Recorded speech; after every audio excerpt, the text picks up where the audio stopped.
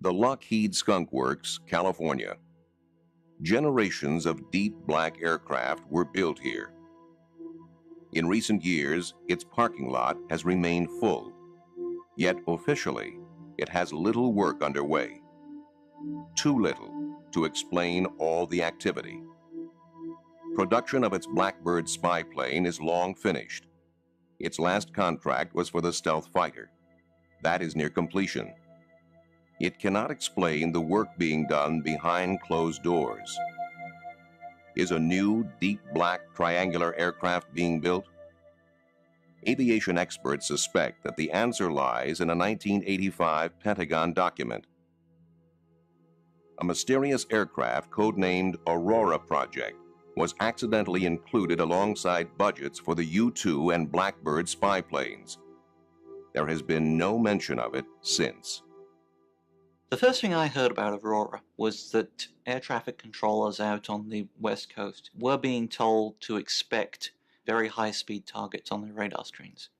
That it was a classified program, that they weren't to panic and they weren't to report it to anybody else. The next piece of information, and the one that I think really started me investigating the Aurora story, was a sequence of sonic booms over California. On Thursday, June 18th, 1992, at 7 in the morning, and on 6 other Thursdays at the same hour in the preceding year, there was a minor tremor in Los Angeles.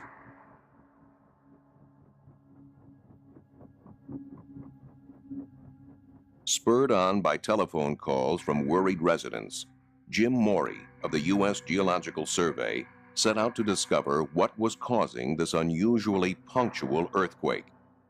At his disposal is a network of seismic recording stations. He quickly established that it was a double sonic boom from a supersonic aircraft. Morey compared the signature of the aircraft's sonic boom with the patterns produced by those of the space shuttle landing outside of Los Angeles and by the SR-71 Blackbird on its world speed record transcontinental flight in 1991. It was completely different. The size and spread of the boom was unique. We actually have quite a few sonic booms in Southern California. One of the reasons is that the space shuttle lands at Edwards Air Force Base, which is in the desert here. It's possible to tell the direction, the speed, and the height of the object that's producing the sonic boom if you have good instrumental recording. So for these mystery booms that we saw, it's clear that they are flying offshore. Because we don't have any stations there, we don't have very much data, so we really couldn't get an accurate estimate of how fast that particular object was traveling. All we can really say is it was traveling faster than the speed of sound. One of the possibilities that it could be meteorite, and there are instances of meteorites producing similar booms. Obviously, though, a meteorite happening every Thursday morning seems a little unlikely. The official explanation was that U.S. Navy fighters were responsible, but few experts were convinced. The breakthrough came when Bill Sweetman received an eyewitness drawing of what he felt could only be the Aurora. I'd written a couple of Aurora stories suggesting that the evidence was accumulating that something was out there. And I received in the mail a sketch and a note from a man named Chris Gibson. This eyewitness is one of the best in the business. Chris Gibson was a member of Britain's Royal Observer Corps. He was part of their elite international recognition team, one of the top military aircraft observers in the world. One day in 1989, while working on an oil rig in the North Sea, a colleague called Chris outside. There was a formation of 4 aircraft.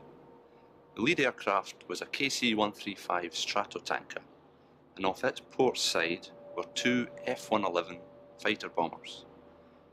Off the tail of the KC-135 Stratotanker was a black triangular aircraft. It had no wings, no tail, a perfect triangle. And there's nothing that I've ever seen before looked like that, which was an unusual occurrence because I'm trained in instant recognition by the Royal Observer Corps. And if I didn't know what it was, it's not in any books. This shape and the sonic booms told Bill Sweetman a great deal. If you're looking at an aircraft that is designed to fly at what's loosely called hypersonic speeds, that's 5 or 6 times the speed of sound or upwards. There are several things that become absolutely essential. One is that you require a very high degree of sweepback on the wing leading edges. Otherwise, you start getting into severe problems of drag and aerodynamic heating. As you go into this very slender shape, you still need to have a lot of volume in that shape for fuel, for propulsion, for crew. And the best way to provide that is to blend the wing and the body together. You get a very characteristic, highly blended triangular shape, which is, in plan view, identical to what Chris saw.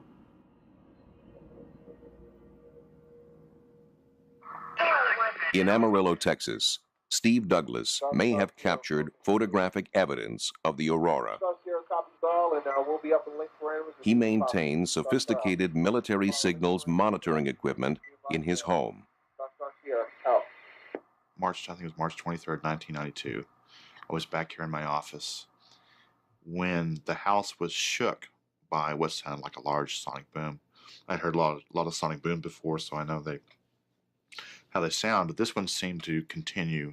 It wasn't just a crack boom and left. It was a rather large shudder that you could feel in your chest, and the windows vibrated. And that's when I saw this very high-speed aircraft flying over the house at incredible rate. I grabbed my camera, knowing it was something different, especially because of the way the contrail worked. The Donuts on a Rope contrail is produced by no conventional aircraft. Its engine noise is also unique.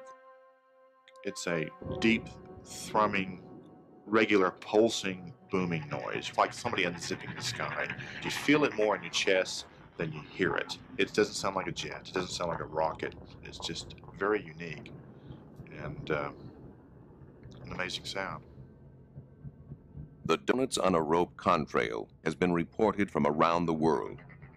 This never-before-seen footage was taken by an amateur cameraman from a transatlantic passenger jet. It is very hard to hide an aircraft like the Aurora. Steve switched on his radios. On a military frequency reserved for spy satellites, he heard the call sign, Dark Star. Dark Star Sierra Formation Crew. Dark Star Sierra Formation Crew.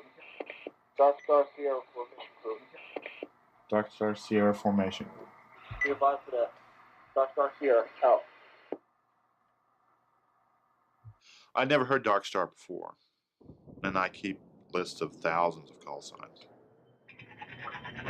The contrail and engine noise are the signature of a pulsed detonation engine, the kind of engine necessary to fly at hypersonic speeds. With a cruising speed of 5,300 miles per hour, Mach 8, operating in near orbit at an altitude of 50 to 80 miles, the Aurora could reach anywhere in the world in 3 hours.